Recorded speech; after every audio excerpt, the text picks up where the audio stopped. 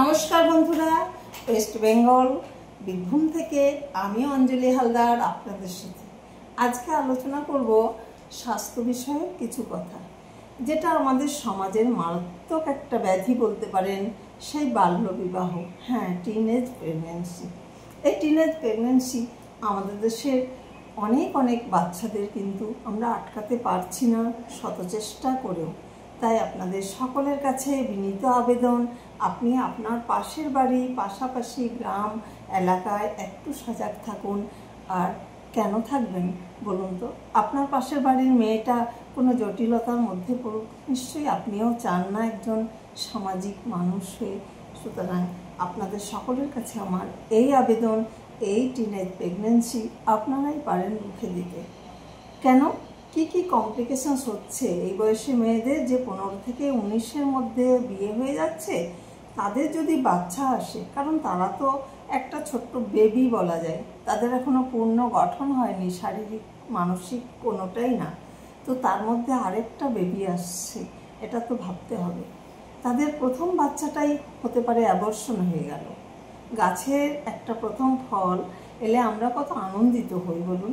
তো একটা বাড়ির প্রথম সন্তান আসছে শুনে তো সবাই খুশি। এবার সেই বাচ্চাটা অবাঞ্ছিতভাবে চলে যাক, জন্মাবার আগেই পৃথিবী ছেড়ে যাক, আমরা কোথায় কেউ চাই না, তাই না? তাই তাকে সেইভাবে পরিচর্যা করতে হবে যাতে কিনা আমাদের টিনেজ প্রেগন্যান্সিটা না হয়। এরপরে কি হয়, মায়ের অ্যাবর্শন তো হতেই পারে, প্রি এক্লাম্পসিয়া হতে পারে। এটা আবার কি, গর্ভাবস্থার দ্বিতীয় অবস্থায় প্রেশারটা কিন্তু হাই হতে থাকে। হাই হয়ে গিয়ে তার মধ্যে আবার ইউরিন যে টেস্টগুলো করা হয় তার মধ্যে প্রোটিন মিলতে পারে। তো এই সব কারণজনিত তার মধ্যে প্রি এক্লাম্পসিয়া গ্রো করে, যেটা মারাত্মক একটা ক্ষতি। এখানে যদি ট্রিটমেন্ট না করা হয়, রুটিন চেক আপগুলো না করে মা, তাহলে কিন্তু এই প্রেগন্যান্সি পিরিয়ডে তার এক্লাম্পসিয়া শুরু হতে পারে। হয়তো আপনারা এই মেডিকেল টার্মের সঙ্গে অনেকেই পরিচিত আছেন, আবার অনেকে নেই। কারণ এটা একটা খিঁচুনি হয়, মারাত্মক খিঁচুনি হয়, মায়ের জীবন রিস্কে চলে যায়, সেখানে মায়ের ব্রেনের আঘাত হতে পারে, অনেক সমস্যা জটিলতার সৃষ্টি হতে পারে। তারপরে হতে পারে সেখানে মায়ের প্রচুর পরিমাণে হয়তো দেখা যাচ্ছে মাকে রক্তপাত হতে পারে।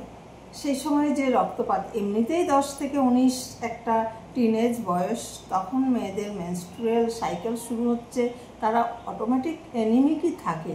আমাদের দেশের অনেক 50% মহিলারাই অ্যানিমিক, তো সেখানে তারা তো অ্যানিমিক হবেই। সেই ক্ষেত্রে আবার একটা বেবি জন্ম দিচ্ছে, সেখান থেকে ব্লিডিং হচ্ছে, তাহলে অ্যানিমিক মানে রক্তাল্পতা, ভীষণ রক্তাল্পতায় পরিণত হতে পারে, যেটা জীবনহানির পক্ষে যথেষ্ট। তারপরে আপনার হতে পারে আরও অন্যান্য যেমন পিতাকৃমি, যেমন কৃমির আবির্ভাব ঘটে। সেই জন্য আমরা অবশ্যই সেখানে আমরা মেডিকেল ট্রিটমেন্টের মধ্যে দিয়েই থাকবো, যেখানে এগুলো না হতে পারে, না হয়। আর সবথেকে বড় কথা, টিনেজ প্রেগন্যান্সি যেন না হয়। টিনেজ প্রেগন্যান্সি তখন হবে যখন টিনেজে বিয়েটা হবে।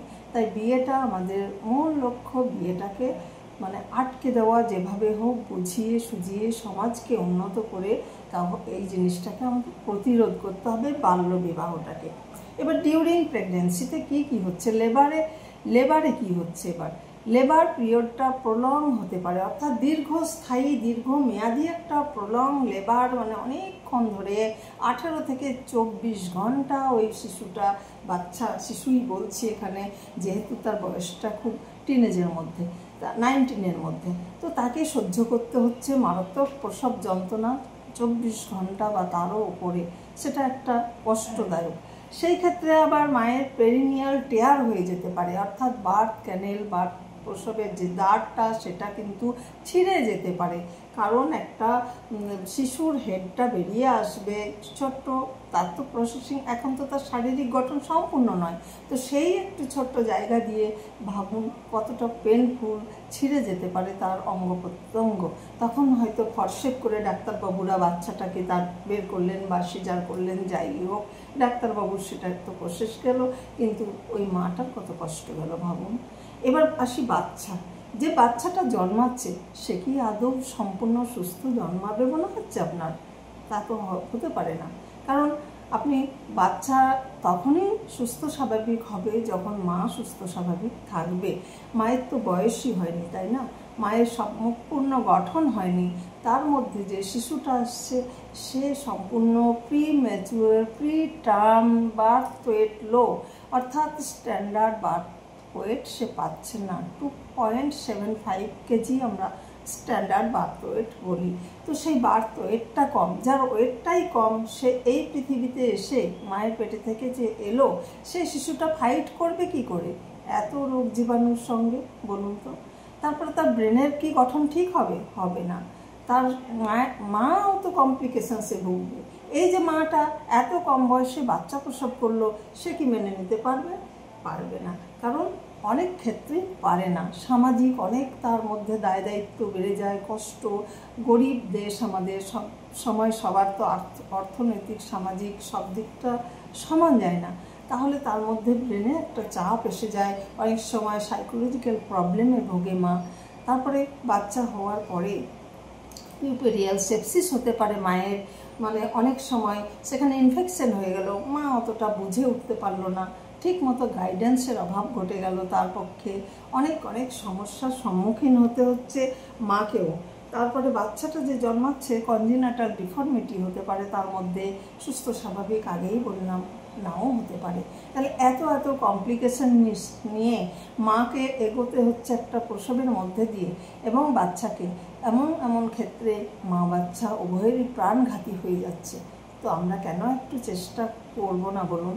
আমরা যারা তথাকথিত একটু শিক্ষিত, একটু উন্নত, একটু বুঝছি, তারা তাদের বাকিদের পাশে গিয়ে আমরা হাত লাগাই, তাদের বোঝাই, আমরা তাদের কোনো নাটকের মাধ্যমেও তাদেরকে বোঝাতে পারি, কিছু বলেও বুঝাতে পারি।